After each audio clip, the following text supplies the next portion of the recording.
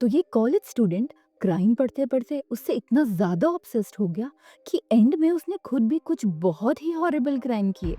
पर एक crime expert होने के बाद भी वो फंसा कैसे, ये जानने के लिए हमें थोड़ा फ्लैशबैक में जाना होगा। तो इस आदमी का नाम है ब्रायन। ब्रायन पेंसिल्वेनिया में रहता है और वो 26 साल का था जब ये सब शुरू हुआ।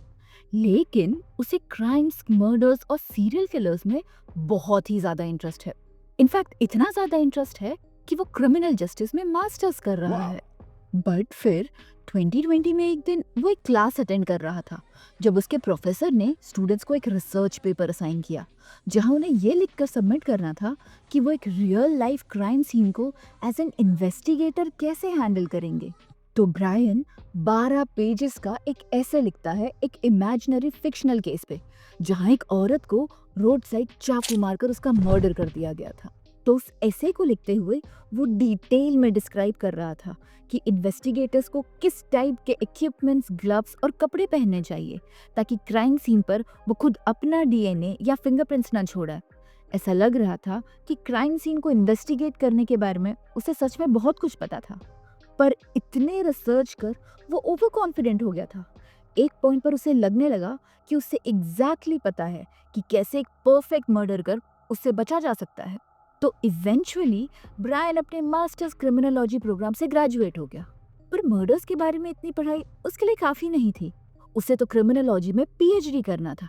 तो जैसे तैसे उसने एक कॉलेज ढूंढा जो अपेरेंटली देश के दूसरे कोने में था और फिर वो पेंसिल्वेनिया से वॉशिंगटन चला गया अपने पीएचडी के लिए। अब ईयर था 2022 और ब्रायन 28 साल का हो चुका था जब वो एक नए शहर में अपनी पीएचडी कंप्लीट करने की कोशिश कर रहा था। लेकिन वो अब भी मर्डर से बहुत ऑब्सेस था। पर ब्रायन की एक और दिक्कत थी, वो वीगन था, यानी वो मीट या डेयरी प्रोडक्ट्स नहीं खाता था। पर अब वो जहाँ रह रहा था वहाँ उसे वीगन खाना आसानी से नहीं मिल पाता। तो अब एक वीगन रेस्टोरेंट जाने के लिए वो ऑल द वे दूसरी स्टेट जाता था। पर क्योंकि वो वीगन रेस्टोरेंट स्टेट बॉर्डर पर ही था तो उसे हार्डली सिर्फ 15 मिनट्स ही ड्राइव करना पड़ता। और उसी रेस्टोरेंट में उसने देखा इस लड़की को, मैडिसन। मैडिसन 21 इयर्स की थी, उसी रेस्टोरेंट में काम करती थी और वो भी एक यूनिवर्सिटी स्टूडेंट थी। अब किसी भी सोर्स के थ्रू ये तो प्रूव नहीं हुआ कि ब्रायन ने कभी मैडिसन से बात की भी थी या नहीं, लेकिन वो उसके बारे में बहुत सोचता था। अपेरेंटली कुछ ज्यादा ही, क्योंकि इंस्टाग्राम पर वो मैडिसन के सारे पिक्चर्स लाइक कर रहा था। और फिर कुछ महीनों बाद उसका सेल फोन उन सेल टावर्स से कनेक्ट होने लगा जहां मैडिसन रहती थी। और फिर आसपास के घरों और बिजनेसेस के सीसीटीवी फुटेज में ब्रायन की कार अक्सर मैडिसन के घर के आसपास दिखाई देने लगी।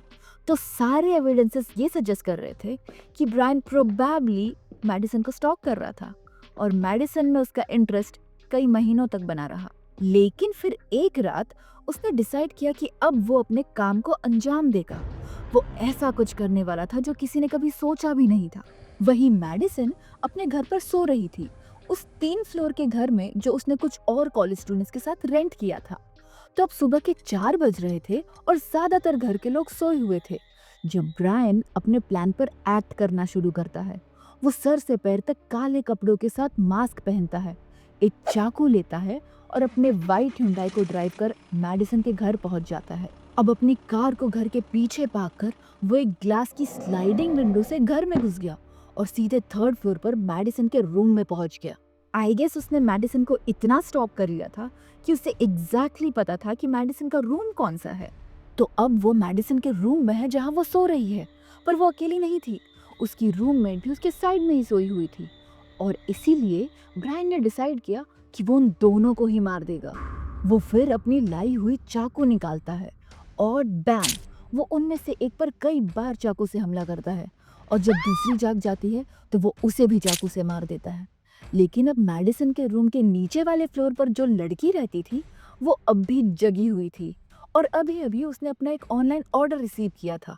तो अब ये तो नहीं पता कि उसने अपने ऊपर वाले फ्लोर से कोई आवाज़ सुनी या नहीं। पर जब ब्रायन वहां से बचकर निकल रहा था तो अचानक ये लड़की उसके सामने आ गई और फिर ब्रायन ने उसे भी चाकू से मार दिया।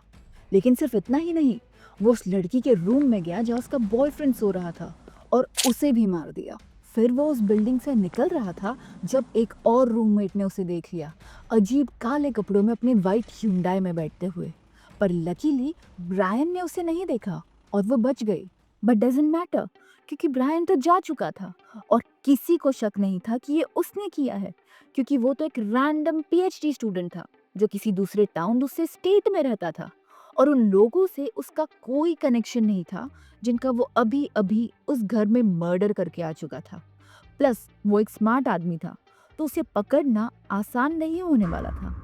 तो ऑफ कोर्स पुलिस ने अब इन्वेस्टिगेशन स्टार्ट कर दी, बट अनफॉर्चुनेटली उनके पास कोई खास एविडेंस नहीं थे।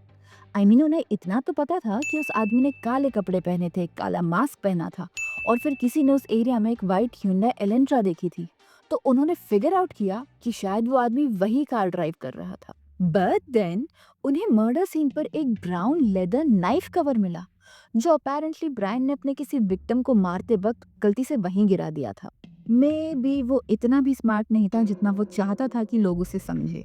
अब उस नाइफ कवर पर किसी आदमी का डीएनए मिला, पर पुलिस नहीं जानती थी कि वो डीएनए किसका है।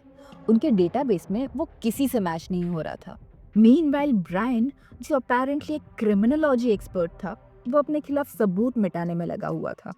उसने अपने कार की रजिस्ट्रेशन बदल दी ताकि उस तक पहुंचना और मुश्किल हो जाए।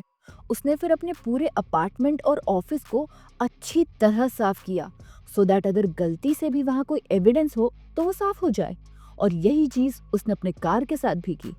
यहाँ तक कि अपने कार के पार्ट्स भी बाहर निकालकर उसने सब कुछ साफ किया।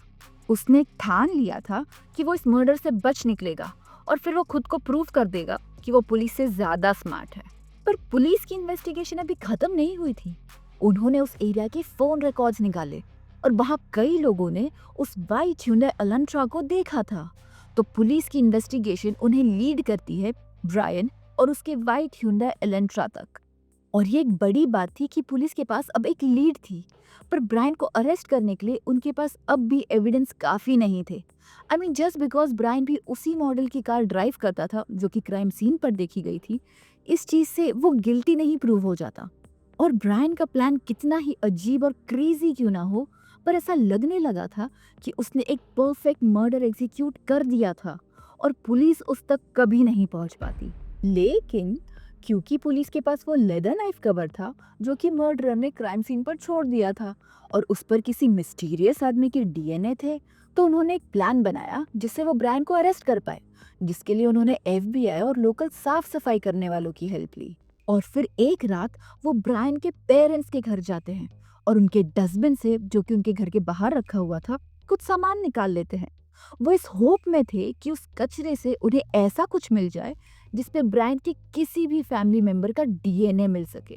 और फिर उस कचरे में उन्हें क्यू टिप मिला, जो कि उन्होंने फॉरेंसिक लैब भेज दिया। अब उस क्यू टिप पे उन्हें जो डीएनए मिला वो इस नाइफ कवर के डीएनए से मैच हो गया, जो प्रूव कर रहा था कि उस नाइफ कवर पर वो डीएनए ब्रायन का ही था। क्योंकि आप डीएनए टेस्ट से एक्चुअली प्रूव कर सकते हैं कि दो लोग रिलेटेड हैं अगर उनका डीएनए मैच हो जाए। और क्योंकि डीएनए मैच हो गया था, बैम, वो ब्रायन को अरेस्ट कर लेते हैं, और फिर ब्रायन कोर्ट में गिल्टी प्लीड करता है ताकि उसे डेथ पेनल्टी ना मिले। और अब तक तो उसे कोई पनिशमेंट नहीं मिली है, पर प्रोबेबली उसे उम्र कैद की सजा होगी। बट इस केस की एक और अनफॉर्चुनेट बात ये भी है कि क्योंकि उसने गिल्टी प्लीड कर दिया था, उसके ट्रायल्स नहीं हुए, और हमें ब्रायन के एंड से कभी ये जानने का मौका नहीं मिला कि उसने ये सब आखिर क्यों किया था। So guys, I'm Ashi and you were watching The Psychopath Named Brian. अगर आपको ये वीडियो पसंद आई हो तो कमेंट करके ज़रूर बताइए, और अगर आपको ऐसे ही डार्क, ट्विस्टर और ट्रू क्राइम केसेस सुनना पसंद है तो इस वीडियो को लाइक और चैनल को सब्सक्राइब करना मत भूलिए। मिलते हैं अगले वीडियो में एक नए केस के साथ। तब तक के लिए अपना ख्याल रखिए। Thank you.